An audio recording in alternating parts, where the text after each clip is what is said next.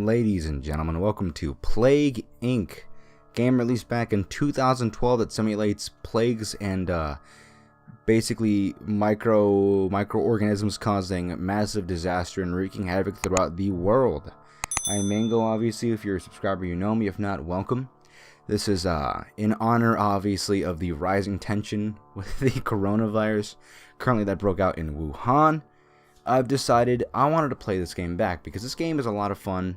It's very simple. You'll kind of get the gist of it as we go. You basically customize a virus as you infect more and more people, change the symptoms, you change the way it transmits, you change its abilities, all while trying to fight a cure that once they notice you they're trying to make, that being the human beings. And the main objective is to either wipe out humanity or enslave them, or whatever the objective specifically for that gameplay is. So, most of my videos, let me just get comfortable here. Most of my videos are wacky, screamy, stupid videos. So this is kind of just something to chill, play together. So let's get started so we can get used to each other, being calm, being normal. We can talk a bit about the disease as we go. And speaking of the flu, oh no guys, I have the corona. No, I'm just kidding. Allergies. We can talk a bit about that disease and what's known about it and what isn't, okay? So, first of all, here's the multiple options: bacteria, virus, fungus, a bunch of other stuff. You have to play through and collect them. You can be like zombies, you can be vampires, you can be the simian flu.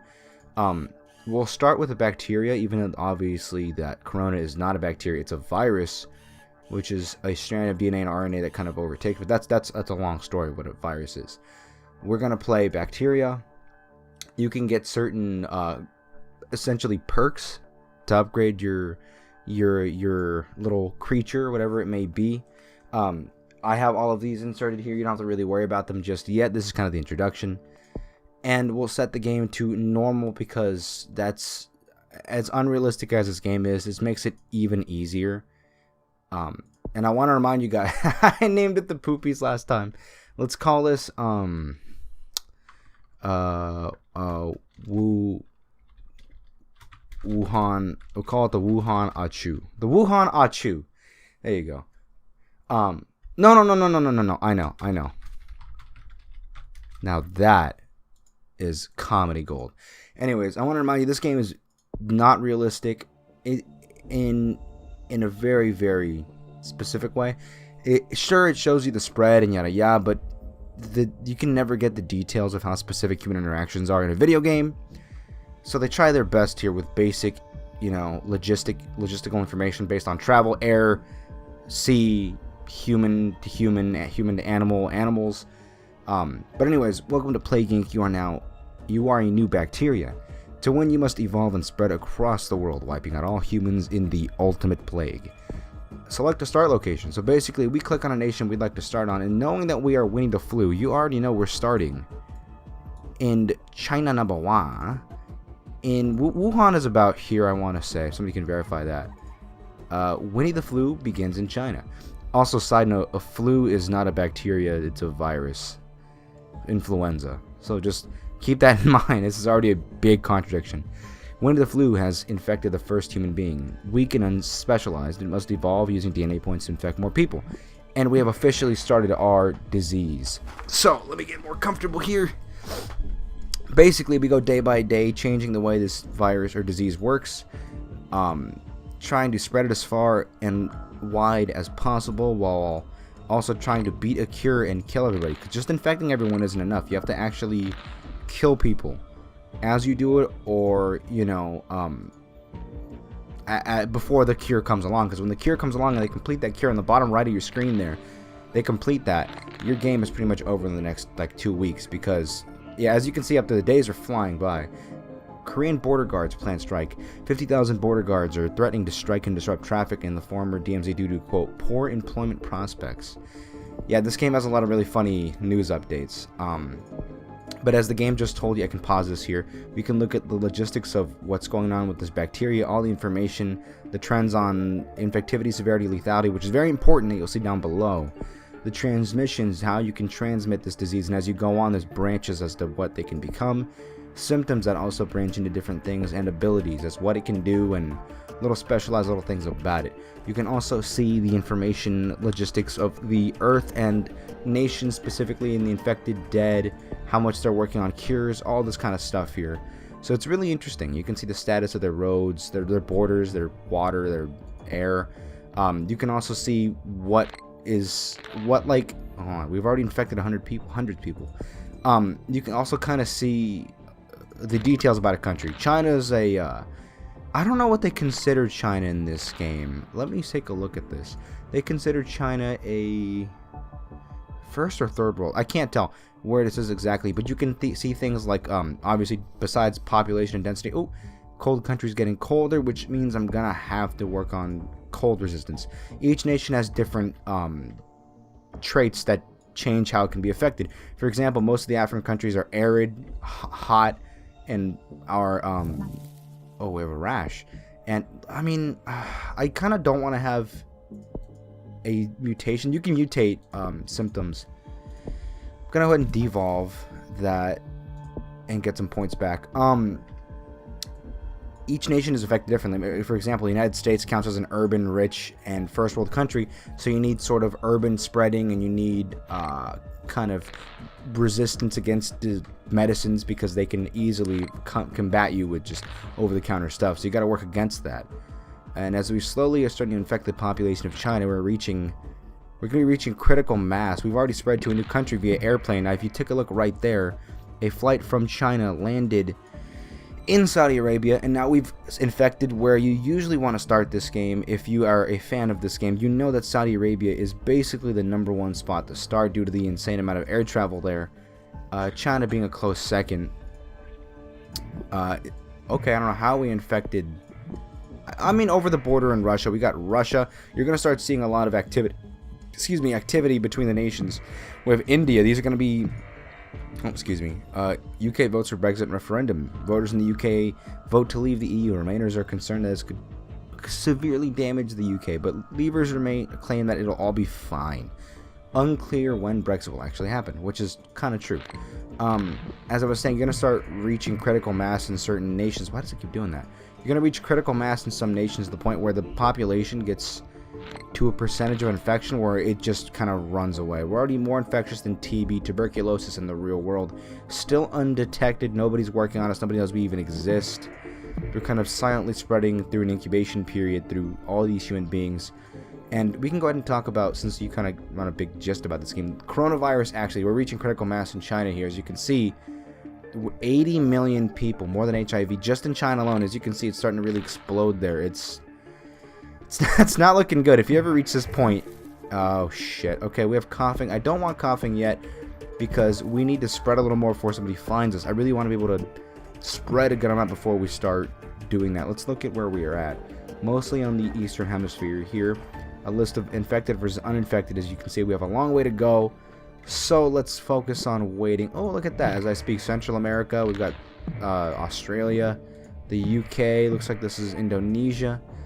Oh my god, China is just hitting critical mass. As you can see there, it's just fucked. Nobody knows they have it, of course, but now that we're reaching, I'm gonna call them first world. I don't think China's a first world country, I'm not gonna lie to you. We're gonna get some drug resistance, some cold resistance, and now that we are really starting to move across, let's get some of these bad boys through here. Really want to focus on water because you know all the memes. Iceland, Greenland are really hard to infect. And water is a better way to get there. China is fucked. It's gone. I hit the kill switch and everyone's going to die there. But we can talk about Wuhan flu or coronavirus, whatever you want to call it, if you guys want a little bit, as we kind of just play this in the background. There's a couple of facts that people aren't being told about the disease or about the virus that are actually verifiably true. That you can infer certain things about it. This just Afghanistan hit critical mass. Waiting for India to do that. When India hits critical mass, that's going to be a huge percentage of the world population. Understanding the fever. So if I get a fever, it's going to work against me, which I probably should avoid getting a fever then. Apparently there's two. Oh my god, I just see boats going everywhere. Oh my goodness. Let's do, now that we're in Africa. Actually, where are we not? Okay, let's do some rural spreading. I want to spread through more open country.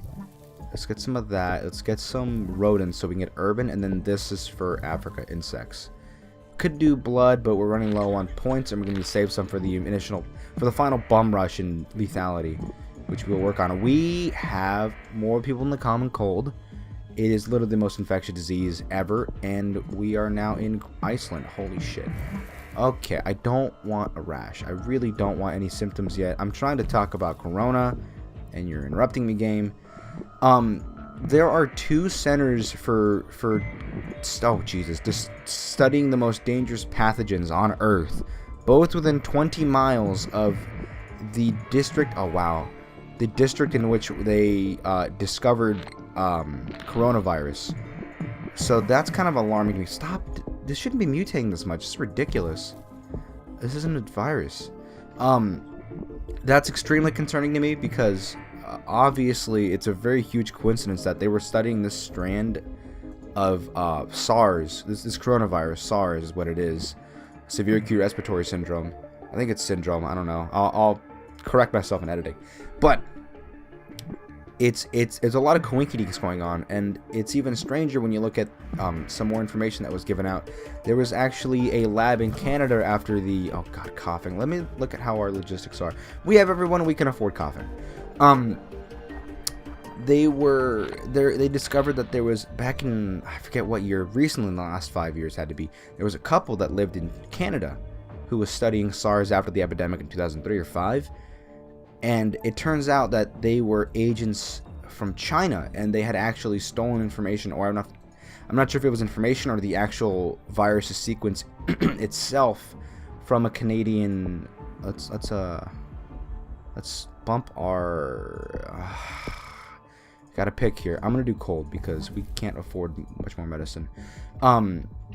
The Canadian couple, or the Canadian/Chinese couple, stole the information, brought it back to China, and it just so happened to be in those laboratories in which they're already working on a cure here, in which Wuhan is located. So I already put on a watch list.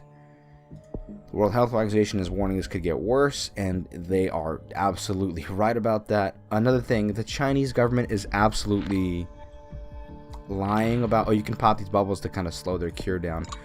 As time has gone on, it appears the Chinese government is absolutely lying about what is going on in their country. They're claiming, I think currently on the 27th January, that, oh shit, wow, okay, so we can pretty much just start slaughtering people. They're claiming that everything is fine. There's only like 80 something people dead and like 1,000 something people sick, when in actuality doctors are reporting, this is directly from them, okay, we're going through the hell, by the way. We're giving them pneumonia, pulmonary fibrosis, total organ failure, and comas. Let's throw just paralysis that just really, let's make them diarrhea too. Yeah, let's do that. That results in some combos and diseases. So now we're going to start seeing mass death at the bottom of your screen. Projectile vomiting symptom combo. Coughing and vomiting are causing the infected projectile vomit, increasing infectivity. Doesn't matter because we pretty much have everybody. First person that died is in the Philippines. What an honor. And now we're just kind of fighting the cure. Back to what I was saying. What was I saying? It's looking closer to 90 to 100,000, and even then it's probably a lot higher now. So it's a really, really alarming number of people that are sick in China. And their borders are still open. They're still flying people around. And if you've been keeping up, the incubation period is around 10 days. Which means that you carry the disease in you for up to 10 days. No one's healthy left, so everyone's pretty screwed. For up to 10 days. And in that time, you can still infect people. Which is what's really unique about this disease, or this virus, and what's really concerning. I'm no expert by any means. Don't take me as an expert, but everything I'm saying you can look into and verify yourself. Meaning that, let's say they finally shut down the Chinese borders and they have between the 2,000 to 100,000 that might be there, and it might even be more at this point. There are people that are leaving the country that are still flying through planes that the World Health Organization is still letting. Oh shit, they got a boost in research. They're completely letting people fly around. In about 5 days, they're gonna start feeling sick. We have 5 cases in the United States so far. 2 in California, 1 up in Seattle specifically, 1 in Chicago, and 1 in Arizona. So, wow, by the way, can we just talk about this destruction? Like, the United States and China and Russia and Brazil literally have no surviving people. They are dead. Wow. The government has fallen. Yeah, wow, look at that. That's insane. But yeah, there's problems going on. Really big problems, and I'm not really too sure why the governments aren't doing more about it. The World Health Organization, the CDC, should really honestly start pissing their pants, because this disease has a really high infectivity rate. We don't know the lethality of it just yet, but I'm very concerned because I don't trust the official numbers from China, and neither should you. Their government is known to lie about a lot of things. If it's worst case scenario, okay, funny I say that. Winnie the Flu to destroy humanity. Winnie the Flu to destroy the world despite the world's best efforts. The last few humans know they are watching the end of history. If it's as bad as it can get, it's gonna be bad, guys. Like, it's gonna spread. By the time you realize someone's sick, you and everybody else around you will probably be sick. So I strongly recommend that if someone within like a state of you, and I mean like half a state of you, gets sick, I would say prepare right now before it's too late, because in about 2 weeks, if it's as bad as I think it's gonna be infectivity wise, it could cause a lot of sickness, and I don't think it'll be like widespread death, but a lot of people are gonna get sick.